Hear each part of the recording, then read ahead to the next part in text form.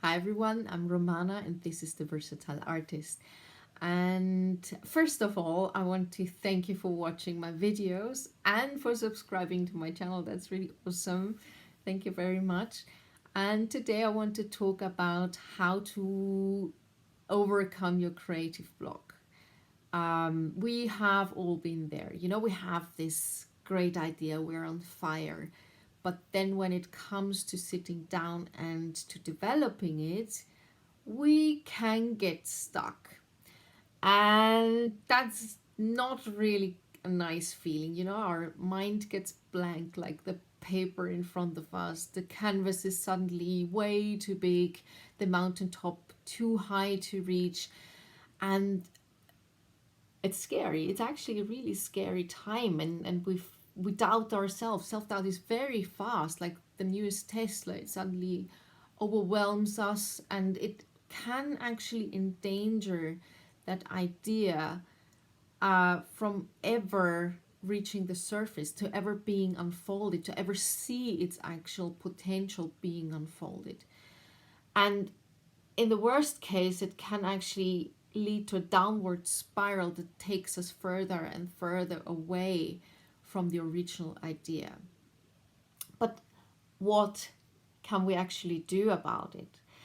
I have put together 5 strategies that have been very helpful to me and that I also forward to my students when they are stuck.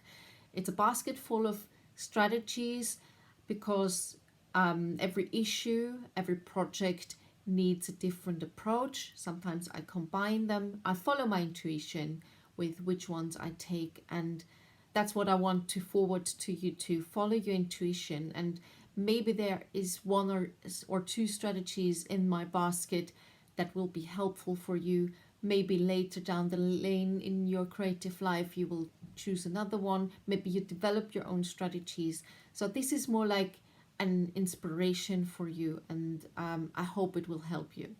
So let's dive into my 5 strategies. Number 1, allow yourself to create rubbish.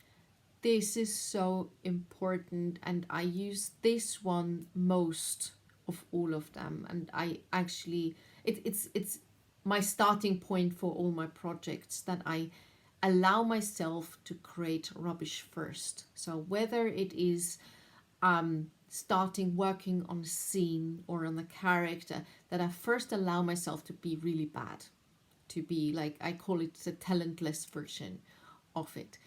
Uh, I also allow myself to write something rubbish and so forth. So this is what I first do, and that is a huge relief. It allows for the creativity to really open up, because I free myself of that image that I have of the end result, because this end result is too vague very often, too blurry anyway, and especially you have no idea how to get there if you don't start taking the first steps. And you can only try. First of all, you can have strategies, you can have methods, but there's still an element of where you actually try, and you have to allow yourself that you can also fail on the way. And that is also what I mean with allow yourself to be rubbish. My mantra is in that you can't edit what you haven't written. You can't refine something what you haven't started sculpting. So start with the rough parts, start with the pillars of it, start with the rough structure of it, and then start to fill in the walls, the windows. Sorry for that. Start then all the details that will come and follow.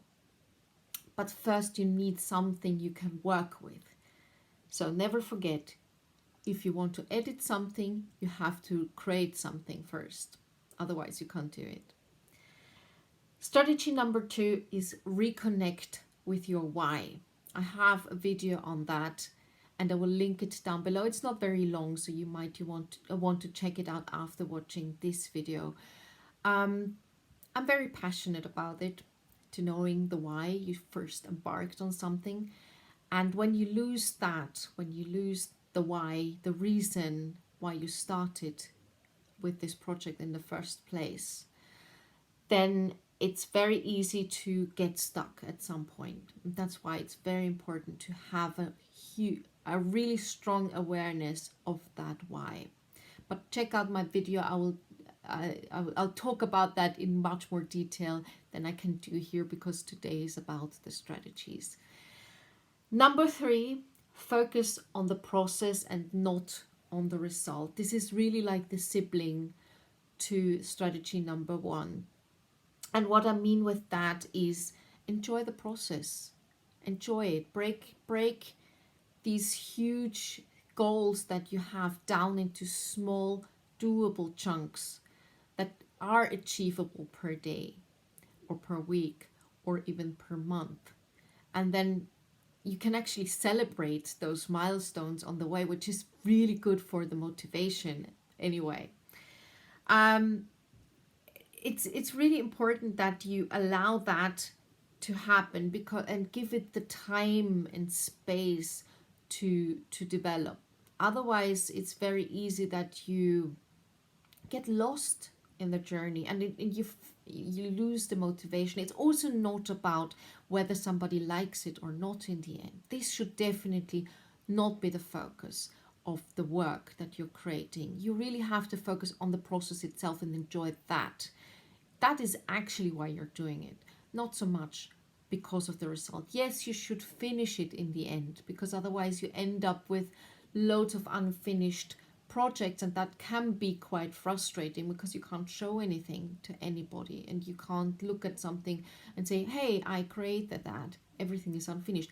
But nevertheless, the process itself is more vital and more important than the finished product. And as I mentioned in another video, I will also link that, it's on perfection. Don't try to make it perfect. Perfection lies in the eye of the beholder anyway. And that means that allow it to get to the point where you can let go of it, and it doesn't have to be perfect, but also allow it to have some rough edges, something that makes it unique, something that makes it set apart from others. Like we people as human beings, we have our flaws, things that are different, that are probably not perfect, but they make us unique. And otherwise we would just be generic robots, and how boring would that be, that really? Okay, strategy number 4, change the tools or the location. So when you're stuck writing something, why not change your writing location to a coffee place? I mean, you wouldn't be the first and also not the last writer who wrote most of their masterpiece in a cafe. Why not?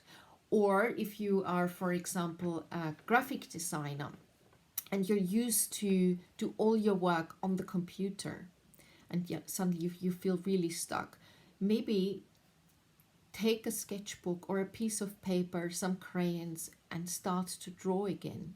Something you might have done long ago, but now you're so used to do everything on the computer. And when you're stuck, it's maybe good to go back to those things and reconnect with something more physical. I'm a strong believer in writing and handwriting and doing something with the hand rather than on the computer. For me, there's a much stronger connection to the heart, to the soul, to the mind, when you have an actual pencil or a pen or crayons in your hands and then an actual paper in front of you. This can be very, very helpful to get unstuck. Or there's another really good exercise that you can try out. You take a pile of magazines and you set a timer to 10, maybe 15 minutes. I would suggest to go for 10 minutes. And then you tear out everything that speaks to you, everything that inspires you. That can be pictures, that can be words, that can be full sentences, whatever it is. It can be graphs, of course. And then after the timer is off, you take a huge piece of paper, poster size, and you need a glue stick, a stick of glue stick. And then you set the timer again to about 20 minutes. And then you don't have a plan. You don't make a plan. You don't take time for that in between the tearing and the sticking part. And you just start to arrange all these things you tore out of the magazines and stick them on that poster. And when the time is off, or the time ran out, then you take a step back and look at it as it is. And you are most likely a huge step closer to solving the problem that you had in the first place.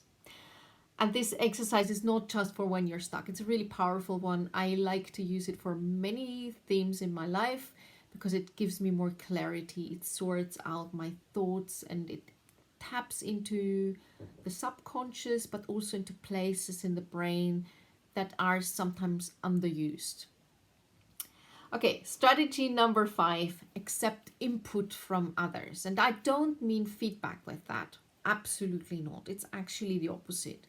You start talking with people you trust who are most likely also active in a similar area, and talk about the issue, about what you're working on, and then listen to their ideas and thoughts they have from what you're telling them.